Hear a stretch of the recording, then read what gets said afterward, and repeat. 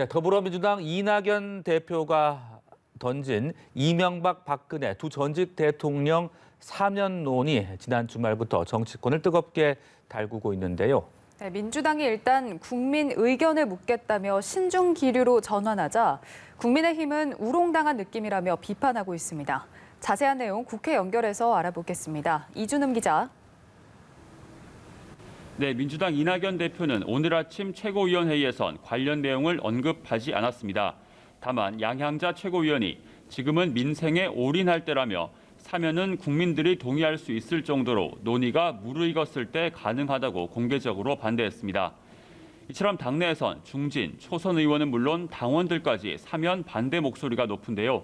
오선 안민석 의원은 통합을 위한 이낙연 대표의 소신을 존중한다면서도 묻지마식 사면은 동의할 수 없다고 지적했습니다.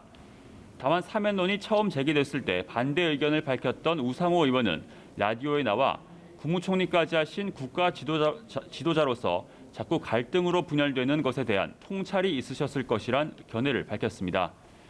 이 대표 측은 일단 어제 지도부 간담회를 통해 국민과 당원의 뜻을 존중하겠다는 뜻을 모은 만큼 여론 추이를 지켜보고 있습니다. 반면 국민의힘은 두 전 대통령의 사과와 반성이 먼저라는 민주당의 주장을 반박했습니다. 주호영 원내대표는 두 사람의 억울한 점이 있는 사건에서 사과와 반성을 요구하는 건 사면하지 않겠다는 것이라며 사면을 정략적으로 이용하거나 장난치지 말라고 꼬집었습니다. 삼선 장제원 의원은 전직 대통령 사면, 또 추미애 윤석열 갈등 등 주요 현안마다 대통령이 사라진다며 소신껏 결정하라고 촉구했습니다. 국민의당 안철수 대표도 사면은 국민 통합을 위한 것이어야 한다며 선거 목적으로 하는 건 바람직하지 않다고 말했습니다. 또 정의당 김종철 대표는 두 전직 대통령 사면은 원세훈과 최순실 등 공범 역시 용서해야 하는 것이라며 사면 입장을 거두라고 촉구했습니다. 네, 앞서 전해드린 대로 코로나 신규 확진자가 다시 1,000명대를 넘어서는 등 상황이 심각합니다. 이 문제는 정치권에서 쟁점으로 계속 떠오르고 있는데요. 각 당의 입장 어떻게 나오고 있습니까? 네, 특히 서울 동부구치소 확진자가 늘어나는 데 대해 야당이 집중 공세를 펴고 있습니다. 국민의힘 김종인 비상대책위원장은 하나부터 열까지 통제되는 국가시설이 방역 사각지대로 방치됐다며 후진국형 대참사라고 비판했습니다. 또 백신 수급 문제도 지적했습니다.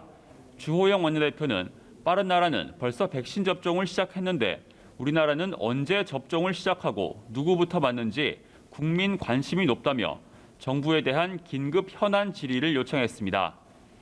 이에 대해 민주당 이낙연 대표는 동부구치소 포함 곳곳에서 집단 감염이 이어지고 있는 만큼 현장의 제안을 실시간으로 중앙에 전달해야 방역 효과를 높일 수 있다고 했습니다. 또 김태년 원내대표는 이르면 다음 주부터 495조 정책금융을 공급하는 등 이번 1사분기 방역과 민생 회복에 집중할 계획이라고 밝혔습니다. 지금까지 국회에서 전해드렸습니다.